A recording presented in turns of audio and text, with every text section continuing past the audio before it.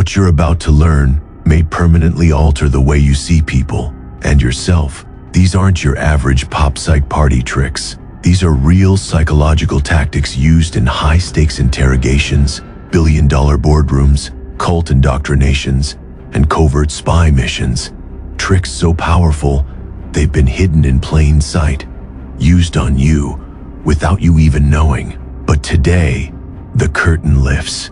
Today, you become the one in control. These are 6 shocking psychological techniques used by master manipulators, elite negotiators, and covert intelligence agents. And once you understand them, you won't just resist manipulation. You'll be able to walk into any room and subtly bend the dynamics in your favor without saying a word.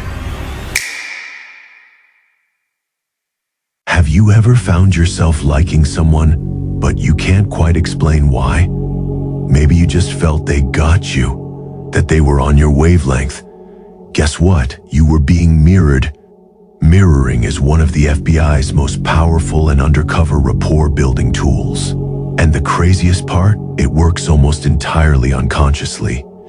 How it works: when someone crosses their arms, you do it too. They lean forward, you lean forward. They say, "I just feel overwhelmed lately." You reply, "I get that. It's easy to feel overwhelmed with everything going on." Done right, it doesn't feel like copying, it feels like connection. The brain says, "This person is like me. I trust them." Real example: an undercover FBI agent once infiltrated a dangerous smuggling ring. No threats, no lies, no bribes. He simply mirrored the gang leader's posture, tone, and phrasing. Within 30 minutes, the leader opened up and confessed details of an illegal operation. Why? Because his brain believed the agent was one of them. Why it works? We evolved to trust people who look, act, and sound like us, because that meant safety. By mirroring, you bypass skepticism and slide into their inner circle. How to use it: subtly copy tone, posture, phrasing. Pause, then mirror keywords they use. Don't parrot, blend like a chameleon. Bonus trick: mirror energy level, not just posture. If they're calm, be calm. If they're intense, match it slightly. Done right, you can build trust in under 5 minutes without saying anything smart. Ever asked someone a question and they dodged it? Here's how to destroy their defense without a single word. The trick: ask, then say nothing. Ask a deep or direct question. They avoid it or deflect.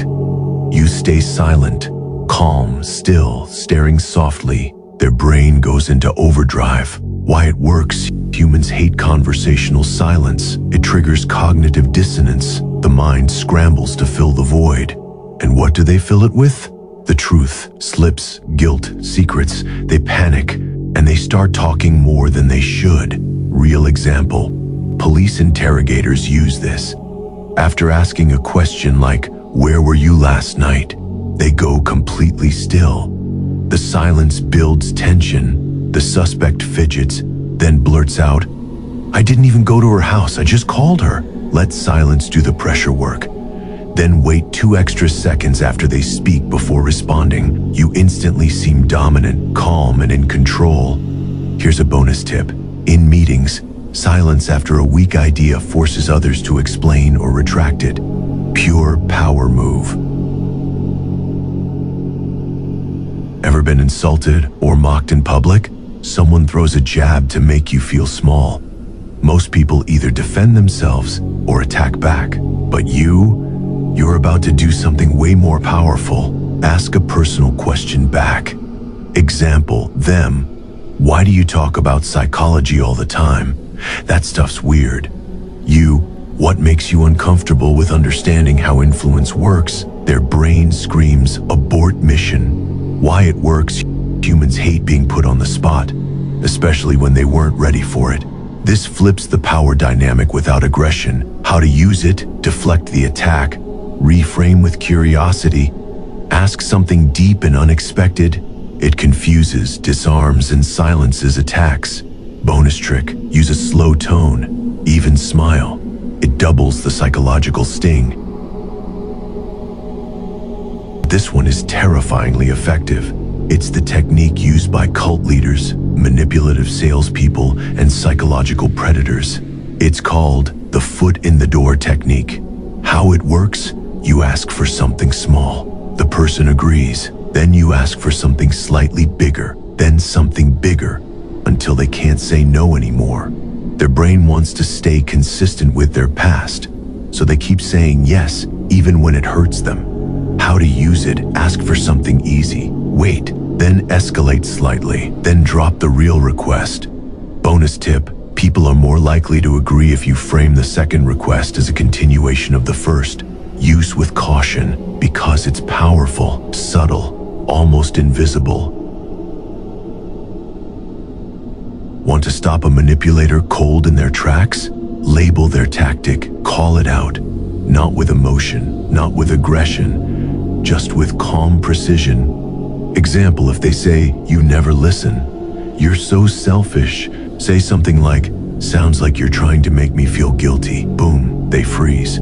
Manipulation thrives in emotional fog. When you shine a light on it, it evaporates. How to use it? Listen to their words.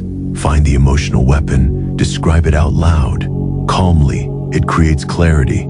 Disarms, freezes their game. Bonus trick: use phrases like, "Feels like you're shifting the blame." That sounds like a guilt trip.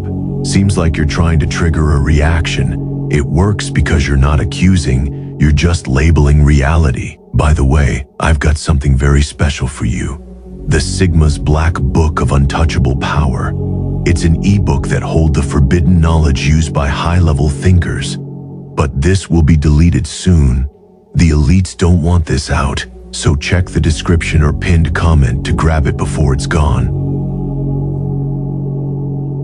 This final trick is pure psychological judo. Instead of blocking their attack, you agree with it, then twist it. Example is someone says, "You're just doing this for attention." Say something like, "Absolutely. Important things deserve attention, don't they?" Their brain expected a fight. Instead, they feel disarmed, confused, and even powerless. It works best in arguments, online debates, or passive-aggressive conversations. Bonus tip: use humor. It turns power plays into checkmates. These 6 techniques aren't just psychological tricks. They're weapons of influence. Use them wisely, use them ethically. And if you do, you won't just protect yourself from manipulation. You'll become someone people can't ignore, someone who owns the room without even raising their voice.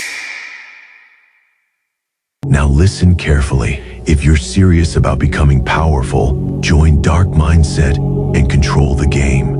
Until next time.